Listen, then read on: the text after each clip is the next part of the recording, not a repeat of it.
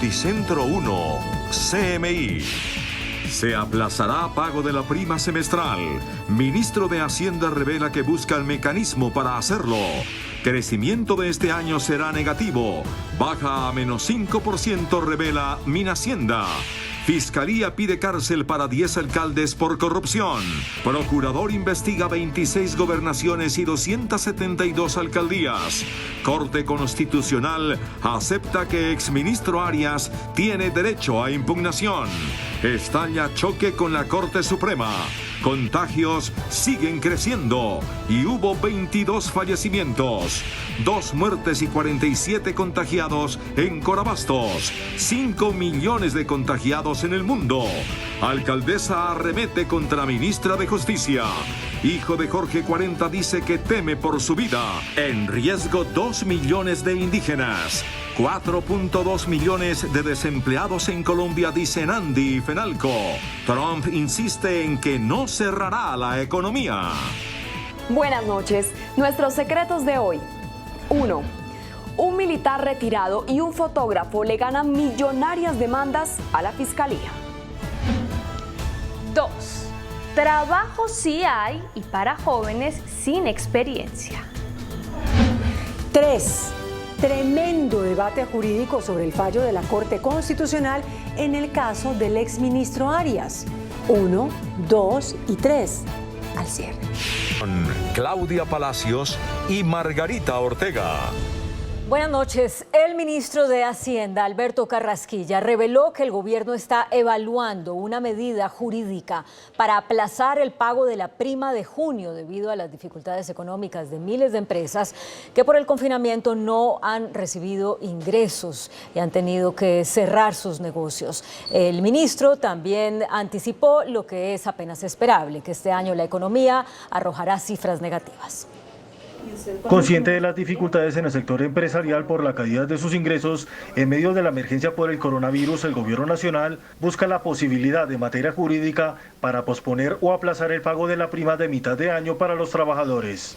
Precisamente en Colombia actualmente son más de 7 millones de empleados del sector privado los que reciben este beneficio, el cual suma 2.6 billones de pesos. Estamos buscando la manera de que haya una medida que permita posponer, si se quiere, el pago de esa prima, no, de ninguna manera eliminar esa obligación contractual, que haya una mayor flexibilidad para el momento del pago. El funcionario en la conferencia virtual Actualidad Económica y Bioseguridad convocada por Asopostal estimó que la economía nacional está en sus peores momentos y para 2020 tendría un crecimiento negativo de menos 5,5%. Tiene una gran caída de la demanda interna, sobre todo el consumo privado, también la inversión privada. El gasto público le mete cierto aliento porque, como hemos visto, pues el gasto público es como el pequeño aliciente, digamos, que está funcionando, pero esos son los estimativos que tenemos. Los recursos destinados para enfrentar el COVID-19, tanto para salud como para el tema económico, ya van en 30 billones de pesos. Estamos teniendo cero problemas en endeudarnos y estamos actuando, y en Colombia lo hemos hecho con mucha ambición y con desde muy temprano en la entrada de la crisis, de sustituir la falta de apetito de riesgo y poner en nuestro balance como sector público ese riesgo que está saliendo de los balances de los actores tradicionales. Se vendrá una tercera etapa de ayudas, esta vez para las grandes empresas que agotan su flujo de caja. Diferentes gremios de la producción reaccionaron al anuncio del ministro de Hacienda. Piden desde la suspensión del pago de la prima hasta subsidios para cancelar la obligación. Los gremios de la producción reaccionaron al anuncio del ministro de Hacienda, Alberto Carrasquilla, al señalar que es un primer paso, pero más que el aplazamiento se requiere la financiación del gobierno para el pago de la prima, ya que las dificultades del sector empresarial se mantendrán a lo largo del año. Consideramos que el subsidio en esta oportunidad es fundamental para la estabilidad, la supervivencia de las empresas y, por supuesto, de los empleos en Colombia. Es mejor que entonces el gobierno haga ese sacrificio fiscal atendiendo el 100% de esa prima que se une con los días sin IVA y poder activar apropiadamente la compra en el comercio. Los hoteleros, que pasan por la peor crisis de su historia, piden posponer el pago de la prima hasta diciembre. los hoteleros no disponemos de liquidez para atender el compromiso de la prima en el mes de junio. Para los agricultores se debe buscar un equilibrio de todas las partes. Ojalá el gobierno encuentre un camino, claro, para garantizar que los trabajadores reciban la prima, pero también para encontrar una alternativa viable de pago para aquellas empresas que hoy sufren como consecuencia de este virus. Cabe recordar que la prima suma más de 2.6 billones de pesos. De otra parte, el fiscal general de la Nación, Francisco Barbosa, anunció que la entidad formulará cargos y pedirá la detención de 10 alcaldes y de 23 contratistas por presuntos actos de corrupción en contratos para enfrentar la pandemia. El fiscal general dio a conocer que 10 alcaldes enfrentarán cargos e incluso podrían ir a prisión por presuntos actos de corrupción, así como 23 contratistas y funcionarios. Incluso un mandatario de una ciudad capital tendrá que responder ante un juez. Se trata del alcalde de Armenia, José Manuel Ríos, quien es investigado por suscribir un contrato de 350 millones de pesos con una empresa que, según dice la fiscalía, tiene como socias a varias personas que financiaron la campaña del funcionario. No se va a permitir que los recursos públicos se utilicen de forma indebida en este país. No es un proceso de linchamiento a funcionarios. Ser funcionario público implica unos deberes de honrar a la ciudadanía, pero no puede implicar los deberes de desfalcarla. Asimismo, 14 gobernadores están siendo investigados por este tipo de irregularidades. 3 mandatarios fueron llamados a interrogatorio. Por su calidad de aforados, citó a interrogatorio en calidad de indiciados a 3 gobernadores: San Andrés Islas, Arauca y Guaviare. Este jueves fue detenido el alcalde de Guaduas, Cundinamarca, y a esta hora es presentado ante un juez de garantías. Y el procurador general Fernando Carrillo indicó que 26 gobernaciones son investigadas también por presuntas irregularidades en los contratos para atender la emergencia del COVID-19.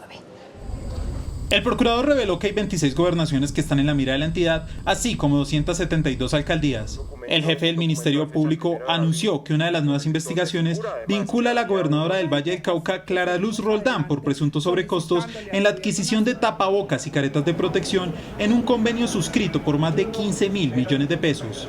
La investigación se realiza por presuntos sobrecostos e irregularidades en la celebración y ejecución del contrato, que fue además adjudicado de manera directa. El procurador indicó que iniciaron una investigación por un contrato de publicidad relacionado con el Fondo Paz, el cual fue suscrito con la firma Dubrans para hacer labores de publicidad para la presidencia.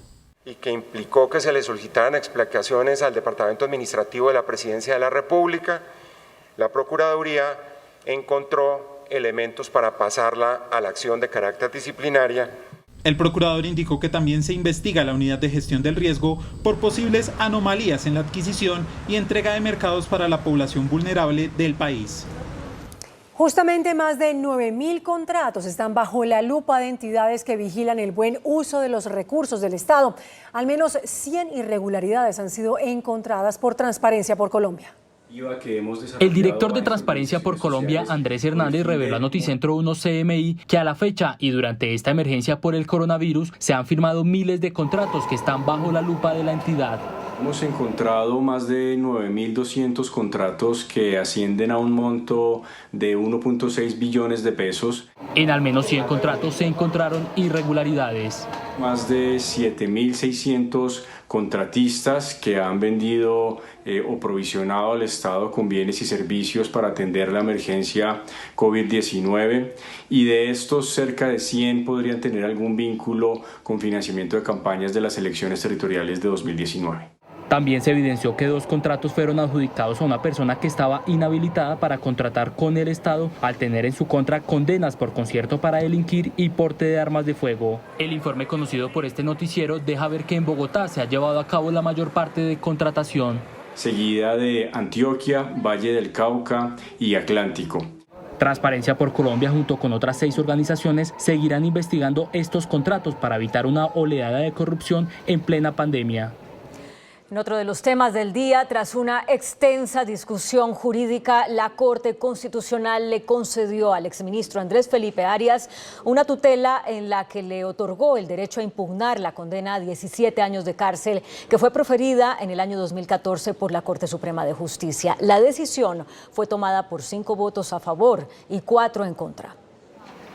La tutela de Andrés Felipe Arias, en la que invocaba el derecho al debido proceso, fue concedida por la Corte Constitucional de forma tal que el exministro puede impugnar ante la Corte Suprema de Justicia la condena de 17 años de cárcel que impuso en su contra en el año 2014 la Sala Penal de la Corte Suprema por celebración de contratos, incumplimiento de los requisitos legales y peculado dentro del escándalo por agroingreso seguro. El ciudadano tiene derecho a una posibilidad de impugnar su sentencia, es decir, a una doble conformidad. La Corte Constitucional, en su fallo, señaló que le corresponde a la Sala Penal de la Corte Suprema garantizar el derecho a la impugnación que se concede sobre la sentencia condenatoria proferida por primera vez.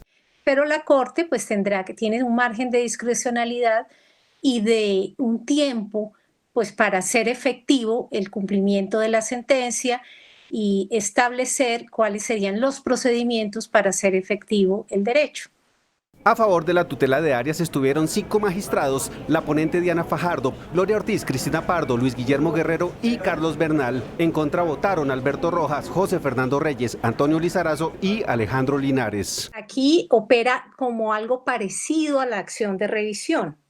Es decir, aquí se parte de la corrección de la decisión tomada por la Corte Suprema de Justicia. La Corte precisó que el derecho a impugnar las condenas contra aforados proferidas en única instancia en la Corte Suprema y que aún estén detenidos procede a partir de enero de 2014, cuando dicha garantía legal fue reconocida por la Corte Interamericana de Derechos Humanos. Y esta noche la Corte Suprema de Justicia manifestó que no comparte, pero que aún así acata la decisión de la Corte Constitucional, a la que declaró responsable del impacto y de las consecuencias que tenga para el Estado de Derecho la decisión que se adoptó hoy en la tutela del exministro Arias. En un comunicado de 6 párrafos, la Corte Suprema de Justicia manifestó que, aunque no comparte, acata el fallo de la Corte Constitucional concediéndole la tutela al exministro Andrés Felipe Arias. Deja un peligroso precedente de incertidumbre en la jurisdicción ordinaria e inseguridad jurídica en la justicia penal, con la incondicional defensa de la institucionalidad del país que la caracteriza. La Corte Suprema de Justicia cumplirá la orden de tutela. Los 22 magistrados de la Corte Suprema de Justicia, tras una sala plena virtual, señalaron que dejan sobre la Corte Constitucional la responsabilidad del impacto y las consecuencias para el Estado de Derecho de la decisión adoptada en la tutela del exministro Arias. En la Corte Constitucional queda la responsabilidad del impacto de las insospechadas consecuencias para el Estado de Derecho de esta decisión particular. Concluyó la Corte Suprema que la condena impuesta en su momento fue dictada con riguroso respeto al derecho al debido proceso, tal y como está consagrado en la Constitución. Bueno, a partir de este fallo de la Corte Constitucional sobre Andrés Felipe Arias, condenados en única instancia por la Corte Suprema de Justicia después de 2014, como los exdirectores del DAS Miguel Maza Márquez y María del Pilar Hurtado o el exsenador Iván Moreno Rojas, podrían reclamar la impugnación de sus sentencias. La Corte Constitucional, al fallar la tutela del exministro Arias, señaló que la impugnación sobre las condenas impuestas por la Corte Suprema en única instancia es procedente sobre fallos proferidos a partir de enero de 2014, cuando esa garantía fue reconocida por la Corte Interamericana de Derechos Humanos y en los casos en los que la persona aún esté detenida. Los ciudadanos eventualmente puedan reclamar este derecho conforme a las reglas que se están exponiendo. El exdirector del DAS, Miguel Maza Márquez, fue condenado en noviembre de 2016 a 30 años de cárcel por el magnicidio de Luis Carlos Galán. La también exdirectora del DAS, María del Pilar Hurtado, fue sentenciada en abril de 2015 a 14 años de cárcel por las chuzadas a magistrados y opositores del gobierno Uribe. Y el exsenador Iván Moreno Rojas, en octubre de 2014 fue hallado culpable de corrupción y condenado a 14 años de cárcel dentro del escándalo del carrusel de la contratación en Bogotá. La revisión del fallo contra el exministro Arias correspondería a la Sala Penal de la Corte Suprema de Justicia, donde la sentencia podría ser confirmada. Un grupo de militares recluidos en diferentes cárceles protestaron por la permanencia en centros de reclusión militar de políticos condenados como el exministro Andrés Felipe Arias. En carta enviada a los entes de control y a Noticentro 1 CMI, militares de diferentes rangos denuncian múltiples trabas para obtener espacios en los centros de detención militar, muchos de ellos hoy ocupados por políticos. Ellos sienten rabia y desilusión al ver cómo los doctores Andrés Felipe Arias y Santiago Uribe, que nunca se pusieron el uniforme, se encuentran en cómodas guarniciones militares y casinos de oficiales. Piden que se investiguen supuestas redes de corrupción detrás de la asignación de cupos. Hoy las FARC entregaron información que muchos estaban esperando. Información sobre la ubicación de cuerpos de secuestrados que murieron en cautiverio. Una comisión de la antigua guerrilla de las FARC entregó un informe a la unidad de búsqueda de personas dadas por desaparecidas. El documento contiene información que, según los exguerrilleros, podría dar con el paradero de 23 cuerpos de personas que estuvieron secuestradas y murieron en cautiverio. El informe contiene los nombres de las personas, la fecha y el lugar de la posible desaparición y una breve descripción del caso. Además, señala cuál fue el antiguo bloque de las FARC al que se atribuye la responsabilidad. La información había sido solicitada previamente por la unidad de búsqueda en un documento titulado Demandas de verdad sobre el caso 01 de la JEP, es decir, el de los secuestros. La comisión que está adelantando estas búsquedas es liderada por Mauricio Jaramillo, quien era alias el médico en el bloque oriental de las FARC. En otras noticias, el drástico cambio en el estilo de vida generado por el COVID-19 va para largo. Así lo consideran especialistas en virus, quienes incluso se atreven a advertir que la celebración de la Navidad será distinta por cuenta de la pandemia. Los abruptos cambios de hábito en la población tras la aparición del COVID-19 obligarán a suspender por un largo tiempo la vida social. El pronóstico de los especialistas en este tipo de virus en Colombia indica que todo este año será de fuertes restricciones para evitar que se desborden los contagios. Esta pandemia nos ha obligado a reconsiderarnos como sociedad y, más importante, como persona. Nos vamos a tener que acostumbrar a convivir con las infecciones de coronavirus. Incluso tradiciones milenarias como la celebración de la Navidad tendrán que cambiar porque el virus seguirá presente. Para esta Navidad todavía no habrá vacuna, el pico de la epidemia ya habrá pasado, pero todavía estará entre nosotros el virus, así que las restricciones a la movilidad y a los viajes y a las reuniones sociales las tendremos que sufrir. Las proyecciones de los especialistas en virus apuntan a que en los próximos meses al menos 15 de cada 100 contagiados van a enfermar gravemente y 5 de cada 100 contagiados estará en serio riesgo de muerte. Y entre tanto, ese es el reporte de hoy de nuevos contagios de coronavirus, 653 y 22 decesos. En Colombia, otras 22 personas murieron a causa del contagio con el COVID-19, todas las víctimas fatales mayores de 55 años de edad. En Bogotá murieron 7 personas, en Cartagena otras 7, en Leticia, Amazonas 3, al igual que en Cali. Hasta la fecha son 652 personas que han muerto por el COVID-19. El Ministerio de Salud confirmó que otros 643 colombianos se contagiaron del virus. En su mayoría los casos se presentaron en Cartagena, Bogotá, Barranquilla y en el Amazonas. Hoy se procesaron 7.574 pruebas. En total son 18.330 infectados. 175 personas se recuperaron en las últimas 24 horas. La cifra total es de 4.256. Bogotá tiene hoy 6.189 contagiados. Por departamento, los que más casos registra son Atlántico, Valle del Cauca, Bolívar y Amazonas. De los 860 municipios libres de COVID-19, al menos 200 ya están autorizados para reabrir sus economías, 94 de ellos en el departamento de Antioquia. En Corabastos, la principal central de abastos del país, se reportan 47 contagios y 2 muertes. Las autoridades de Bogotá multaron a la plaza por incumplir los protocolos de bioseguridad. El coronavirus ya cobró las primeras vidas en la central mayorista. 2 comerciantes identificados como Pedro Danilo López y Blas Ignacio Leguizamón fallecieron en medio del brote registrado en Corabastos. Los casos se habrían presentado en las bodegas 21 y 25. El día de hoy se le impuso una sanción económica a Corabastos por incumplimiento parcial de varias medidas de bioseguridad que había decretado el distrito. Las autoridades de salud confirmaron que el contagio continúa y sigue creciendo. A corte de 21 de mayo hay 47 casos positivos de COVID-19. No existía un lavado adecuado de las zonas en algunos locales, que no se estaba haciendo el tamizaje y control de ingreso. La multa por violación de medida sanitaria podría ascender a los 9.000 millones de pesos.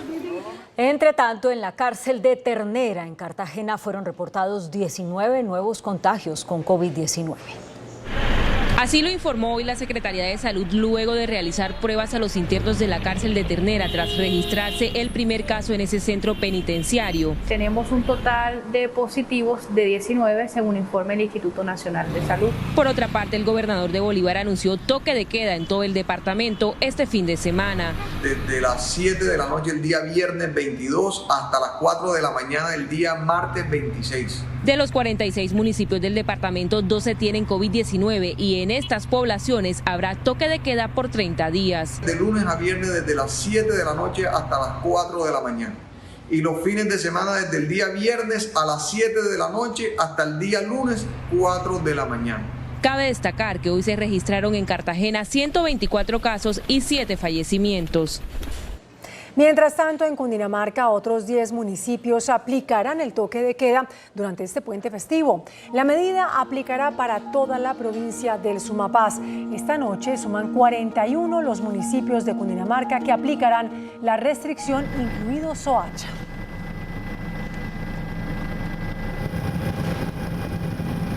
En Antioquia, 94 municipios sin casos de COVID-19 podrán empezar a retornar a la normalidad, pero manteniendo restricciones como la prohibición de aglomeraciones. Son 94 municipios de los 125 que tiene el departamento de Antioquia los que regresarían a la normalidad con la reapertura total, pues no han tenido casos de COVID-19 hasta hoy y están libres del virus. Facilita el trámite para que no tenga cada alcalde mandar un decreto previamente, analicen el decreto, le autoricen el decreto, sino sobre la certificación, cada alcalde libremente emite su decreto. En Antioquia se han recuperado 422 personas y hay 145 casos activos, entre ellos un bebé de 11 meses en el municipio de Marinilla. Se sostiene la cifra de 6 fallecidos por el virus. En una cumbre virtual durante el programa de televisión del presidente Iván Duque, los gobernantes de Perú, Uruguay, Chile y el secretario general de la OEA intercambiaron experiencias en el manejo de la pandemia. Coincidieron en advertir que la comunidad internacional debe actuar unida para erradicar el COVID-19 y acelerar la recuperación social y económica del mundo. El presidente Iván Duque invitó a su programa diario en el que informa sobre sus acciones para enfrentar la pandemia a sus colegas de Perú, Chile y Uruguay y al secretario de la OEA, quienes presentaron sus experiencias en la lucha contra el coronavirus. Martín Vizcarra, de Perú, dijo que esta emergencia sanitaria le deja una gran experiencia. La salud y la educación estaban abandonadas. Reorientar nuestras priorizaciones y poner énfasis en nuestro sistema de salud y educación. Sebastián Piñera, presidente de Chile, manifestó que no es tiempo de peleas, sino de cooperación internacional y criticó a los presidentes de China y Estados Unidos. En lugar de unir fuerzas para liderar el combate a esta pandemia, se han enfrentado permanentemente. Luis Lacalle, presidente de Uruguay, reveló que después de su conferencia con Colombia iba a anunciarles a los uruguayos que a partir de mañana se reabren las clases, porque, en su opinión, hay que confiar en la responsabilidad individual. El éxito en el combate a la pandemia está íntimamente vinculado a las conductas uruguayas. Entre tanto, el secretario de la OEA, Luis Almagro, manifestó que la pandemia ha puesto a prueba las democracias. Las democracias, obviamente, no pueden estar en cuarentena. Los derechos tienen que mantenerse vigentes. El presidente Duque reveló que la OEA lo designó coordinador de la Carta de Desarrollo y dijo que acepta con gusto orientar los principios de lo que debe ser la recuperación económica y social después de esta pandemia. En Medellín, por cuenta de las millonarias deudas de la EPS con los hospitales, 20 médicos fueron despedidos de un centro asistencial.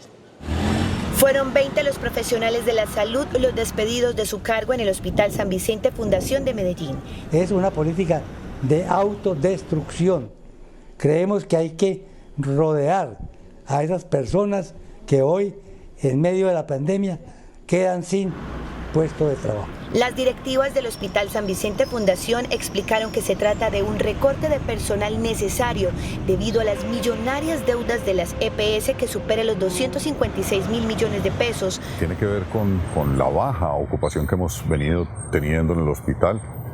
Eso ha significado que nosotros hayamos reducido cerca de un 40-45% la facturación. Igualmente explicaron que el despido obedece al 5%, pues en el hospital hay 2.900 empleados.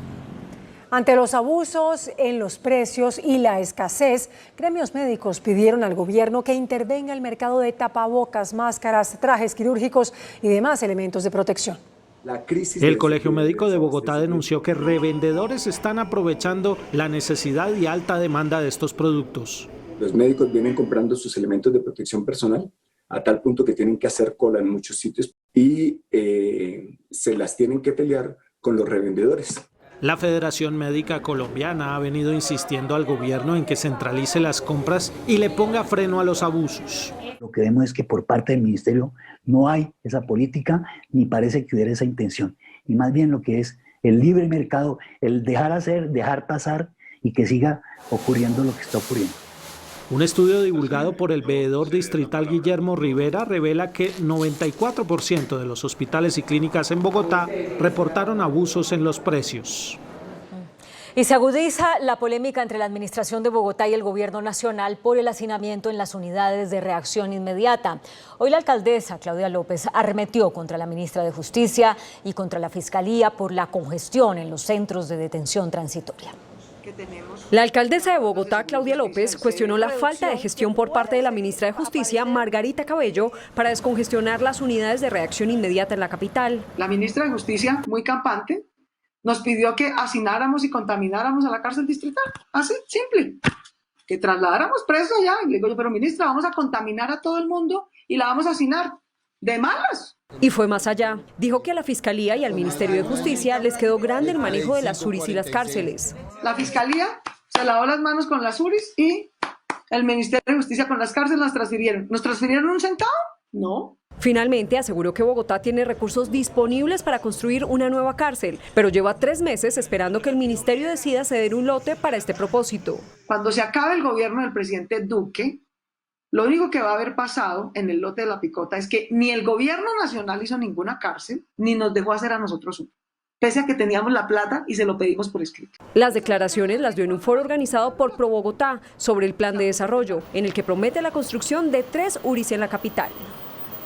El sistema de transporte masivo Transmilenio de Bogotá está al borde del cierre.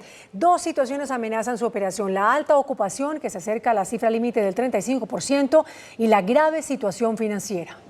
Transmilenio vive el más grande desafío de su historia. 2 situaciones lo tienen al borde del cierre. La primera es que está a punto de superar la ocupación del 35% y la segunda, se está quedando sin recursos para seguir operando. Después de la primera semana de agosto no habría plata para operar el sistema de transporte Transmilenio. Semanalmente deja de recibir 35.000 millones de pesos, por lo que pidieron una adición urgente por 885.000 millones de pesos. Necesitamos esa ayuda para garantizar ese flujo de recursos adicionales.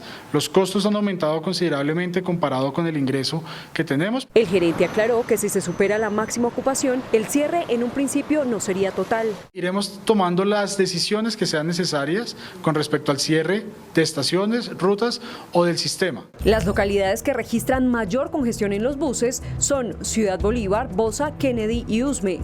Transmilenio confirmó otro conductor contagiado de coronavirus. Está hospitalizado pero estable. En total, 4 operadores han dado positivo.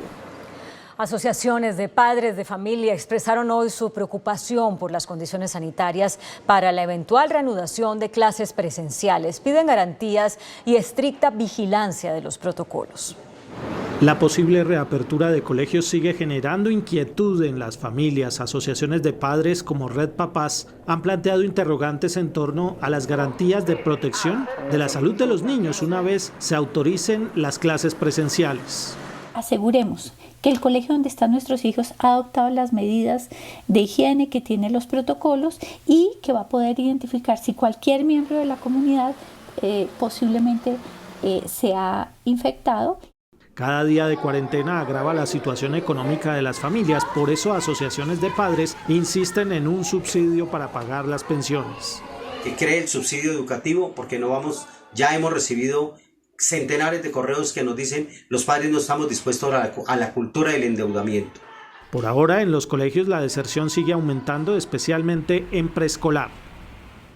Cerca de 80.000 vendedores ambulantes de Bogotá lanzaron un SOS. Dicen que si desafían el confinamiento es por la difícil situación económica en la que están. Solicitan atención de las autoridades para regresar a sus actividades y aseguran que aplicarán protocolos de bioseguridad. Desde el Macondo de los vendedores ambulantes en el centro de Bogotá, todas las cosas tienen un nombre: sobrevivencia, y se señalan con un dedo en medio de la pandemia.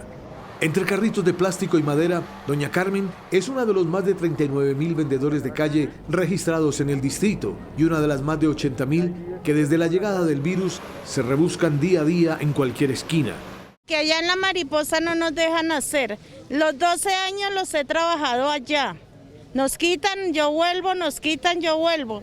Con la presencia del COVID-19, la debacle fue inevitable. No tengo con qué costear la comida de mis hijos. No tengo cómo pagar servicios. ¿Qué me voy a quedar allá haciendo si llegan los recibos mensual? Es la misma historia de muchos de sus compañeros de calle. La necesidad me obliga a salir, a cumplir, a buscarme mi diario. Y salimos a trabajar y la policía nos recibe con esto, señores, vea, con un comparendo y nos persigue como si fuéramos delincuentes, señores. Y no solo comparendos han recibido, también denuncian abusos policiales. Me colocaron las esposas, inclusive estoy inflamada, me golpearon, me colocaron electricidad, fueron totalmente abusivos, ni siquiera había una femenina, eran hombres. Mientras los vendedores dicen que las ayudas no llegan, desde el distrito responden. Con lista en mano. Persona que no, usted está aquí, ¿sí? Porque esos son recursos públicos que se le han entregado a las personas y ellos no pueden negar que se la hayan recibido. Todos piden en un solo coro que los dejen volver a trabajar y se comprometen a tener protocolos de bioseguridad. Hacemos nuestra primera pausa y volvemos a Noticentro 1 CMI con más información. Hijo de Jorge 40 dice que teme por su vida. Bajo nivel de lluvias afectará la agricultura y generación de energía, advierte IDEAM. Los pueblos indígenas bajo amenaza por la pandemia advierten que enfrentan la desaparición física y cultural. Hacemos una pequeñísima pausa y regresamos en minutos con más noticias de Colombia y el mundo. Gremios económicos piden al gobierno mayor inversión del PIB para superar crisis económica. Dicen que medidas de choque no dan espera. El mundo supera los 5 millones de contagiados y la Organización Mundial de la Salud advierte que la humanidad tiene un largo camino por recorrer antes de declarar superada la pandemia. La directora del IDEAM, Yolanda González, invitó a promover el ahorro de agua tras advertir que las lluvias este año estarán por debajo del promedio normal. De acuerdo con el IDEAM, para lo que resta de mayo y para el mes de junio, las lluvias estarán por debajo del promedio, afectando los aportes hídricos para sectores como la agricultura y la energía. La recomendación muy especial para toda la comunidad y los sectores productivos del territorio nacional: estar dándole un uso muy adecuado al agua, dado las condiciones deficitarias en el centro y norte del país. Por su parte, el sector energético se prepara y aumenta su nivel de reservas en los embalses de generación de energía para minimizar los riesgos al 2021. Entonces empezamos con los más económicos hasta que tengamos que atender el último megavatio de energía en el país. Siempre es el criterio de economía el que prima para la atención de la demanda. Se mantiene la opción de aumentar la participación de las térmicas. Un grave panorama sobre la situación de sus comunidades denunciaron líderes afro durante la conmemoración del Día de la Afrocolombianidad. Hace 19 años se conmemora por ley el Día de la Afrocolombianidad. Sin embargo, muchas comunidades negras no encuentran motivos para celebrar. Nuestras comunidades en las regiones, en el Pacífico colombiano, siguen experimentando la guerra, la confrontación armada entre los diversos grupos que se disputan nuestros territorios sigue afectando la vida de nuestras comunidades. Los que han huido del campo a la ciudad tampoco han encontrado un mejor panorama. Aquí los jóvenes siguen siendo asesinados, perseguidos, estigmatizados y las víctimas no reciben asistencia del Estado. Hoy muchos no están en los censos del gobierno para recibir apoyos durante la cuarentena. Y la población indígena de Colombia, cercana a las 2 millones de personas, ante la pandemia del coronavirus, afronta dificultades sanitarias, económicas y también de seguridad. Sus dirigentes advierten que están en riesgo de supervivencia física y cultural. La población indígena en Colombia está conformada por 1.905.617 personas que pertenecen a 115 pueblos nativos y representan más del 4% de la población nacional. Los departamentos con más población indígena, donde se concentra el 58% de las etnias, son La Guajira, Cauca y Nariño. Debido a la pandemia, los 25.000 indígenas Mixaj, conocidos también como guambianos y que habitan 7 departamentos y en Bogotá también están presentes, se han declarado en alerta roja porque 28 de sus comuneros resultaron positivos por COVID-19. La pandemia amenaza nuestra supervivencia física y cultural, dicen los guambianos.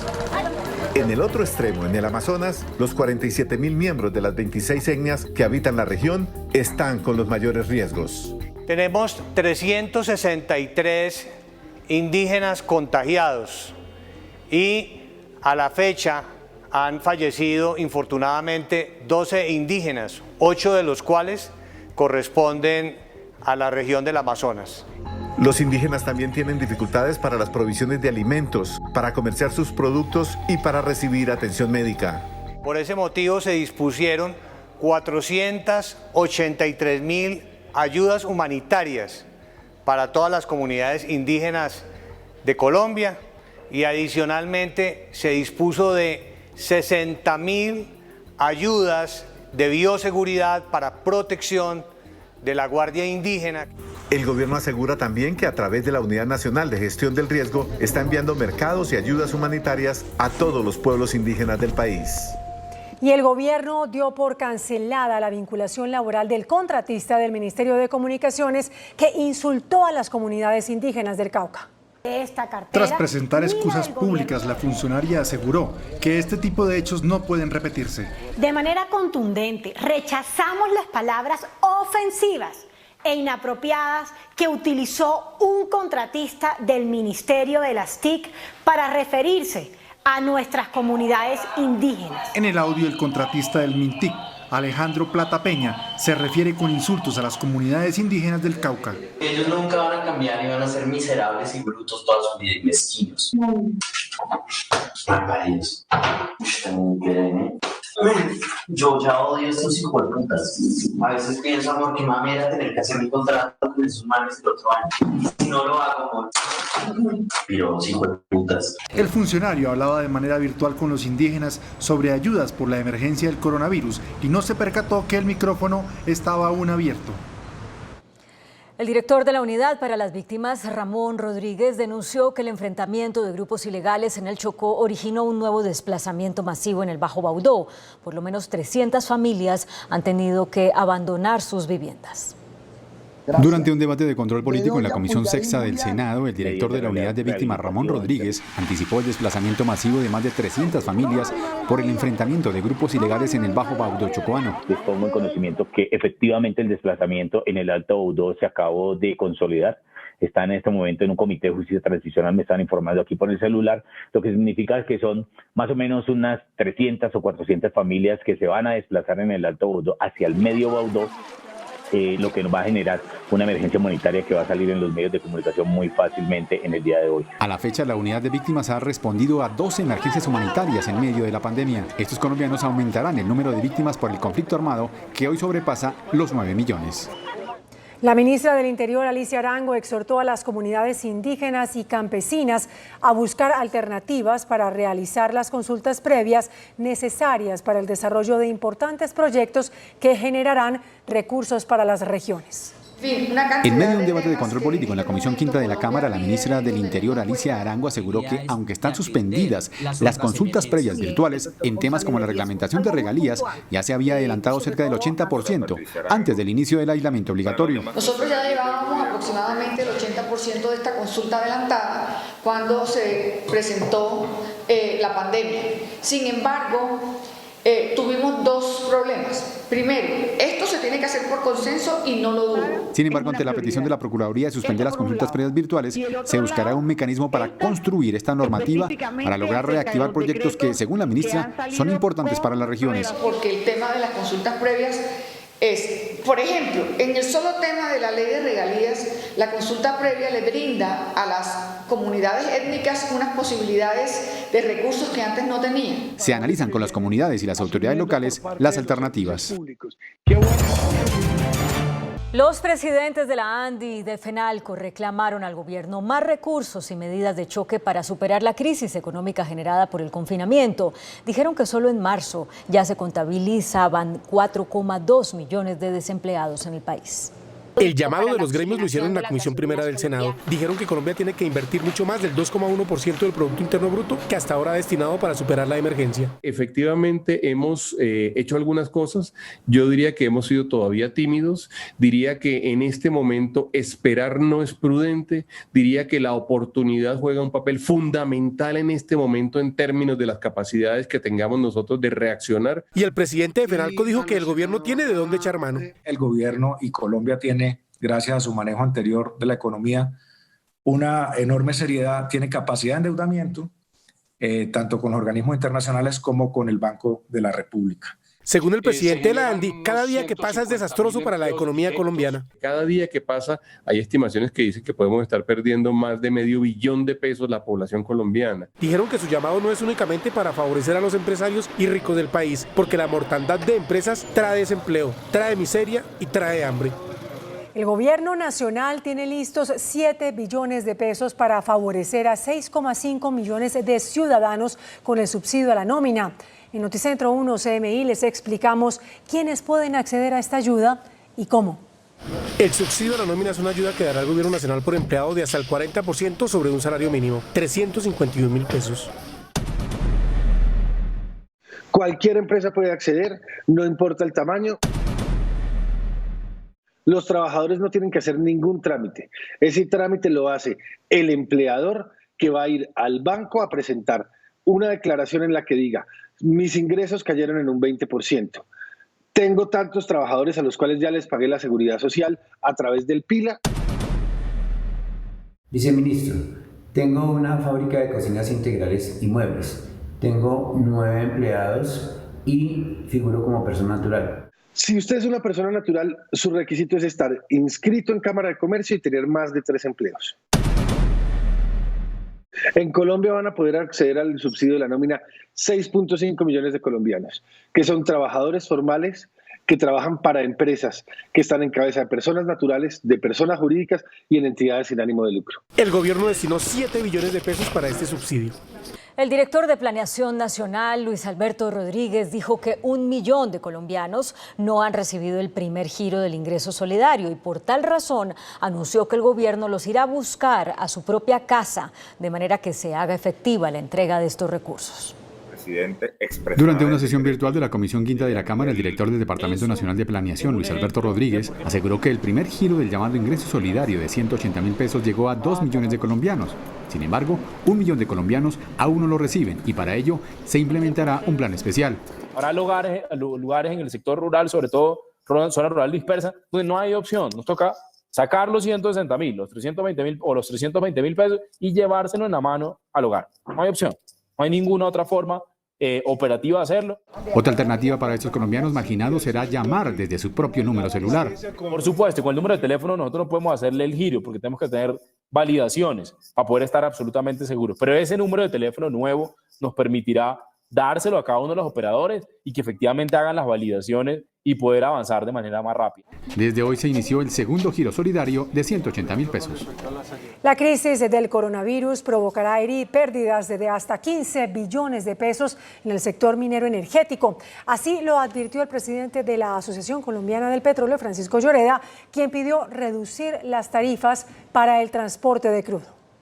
El gremio del petróleo manifestó su satisfacción porque el precio del petróleo está cotizando al alza. Sin embargo, manifiestan que en Colombia se necesita que el barril esté a 40 o 45 dólares porque los precios del transporte del crudo por los oleoductos es muy costoso. Pidió rebaja inmediata. Nosotros no tenemos la menor duda que es factible reducir tarifas de oleoducto, que para los oleoductos continúen siendo rentables y que Ecopetrol continúe recibiendo recursos muy importantes de sus unidades de transporte. Según el presidente de la Asociación Colombiana de Petróleo, los precios en Colombia son exorbitantes y la oferta de los oleoductos irrisoria. Una tarifa de 7.7, una reducción del 0.6%, cuando el año pasado Censa tuvo un incremento en la tarifa del 10%.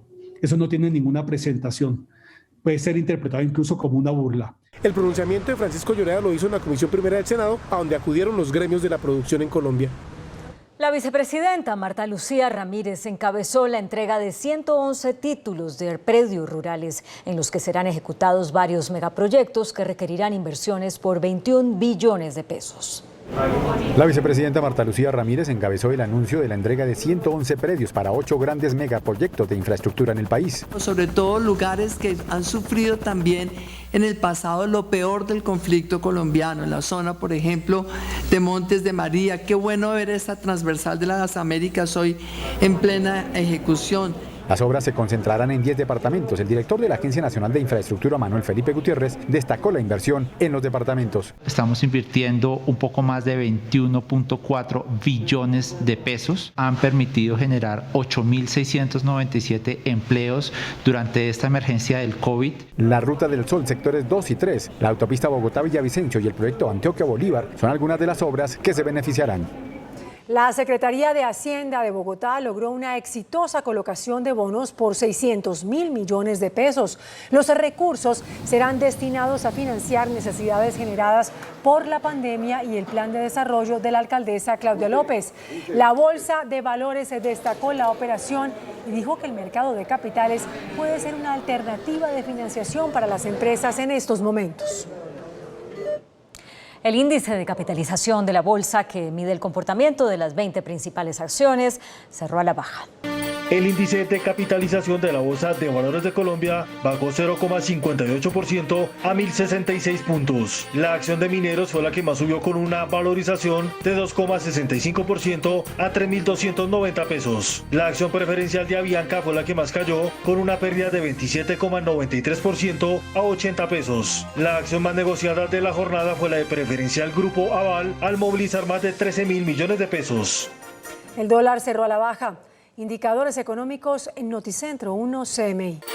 La tasa representativa del mercado que regirá para mañana viernes será de 3.774 pesos con 25 centavos. Los profesionales del cambio compran la divisa en promedio entre 1.320 pesos y la venden entre 1.450 pesos. Un euro cuesta 4.128 pesos con 50 centavos. La libra de café en Nueva York se cotizó a $1 con 4 centavos. El azúcar se transó en 10,93 centavos de dólar la libra. El barril de petróleo WTI se cotizó en $33 con 92 centavos. La referencia Brent para Colombia se cotizó en $35 con 91 centavos. Una acción de Ecopetrol cuesta 2.000 pesos. Y mientras sigue la búsqueda frenética de una vacuna contra COVID-19, la Organización Mundial de la Salud y expertos internacionales advierten que la humanidad aún tiene un camino muy largo por recorrer antes de que pueda superar la crisis generada por la pandemia. Pese a los implacables esfuerzos para desarrollar una vacuna que combata al coronavirus, es probable que esta no exista hasta el final de este año, tiempo en el cual el virus probablemente siga propagándose en lugar de desaparecer. La misma OMS advirtió que el COVID-19 llegó para quedarse. This virus may become just another endemic virus in our communities, and this virus may never go away. Y con el desarrollo de una vacuna que en el mejor de los escenarios estará hasta finales de año, pronósticos como el del doctor estadounidense Rick Bridge, quien fue el máximo responsable para elaborar un remedio inmunológico para el COVID-19, advierten que hasta entonces es necesario un plan para evitar una catástrofe. Without better planning, 2020 could be the darkest winter in modern history. Y aunque el brote de coronavirus se ha controlado en varias naciones que hasta ahora empiezan a reabrirse, las mismas autoridades aceptan que los ciudadanos deben adaptarse a una nueva realidad basada en el distanciamiento social y el autocuidado. Ya hay más de 5 millones de personas contagiadas con COVID-19 en todo el mundo. Estados Unidos, Rusia y Brasil encabezan la lista de países con más índice de infectados. El rápido avance del coronavirus a nivel mundial ha hecho que más de 196 países reporten casos de infectados y la cifra global alcance hoy un número elevado. Más de 5 millones de casos del nuevo coronavirus han sido oficialmente registrados en el mundo, un 70% de ellos en Europa y Estados Unidos.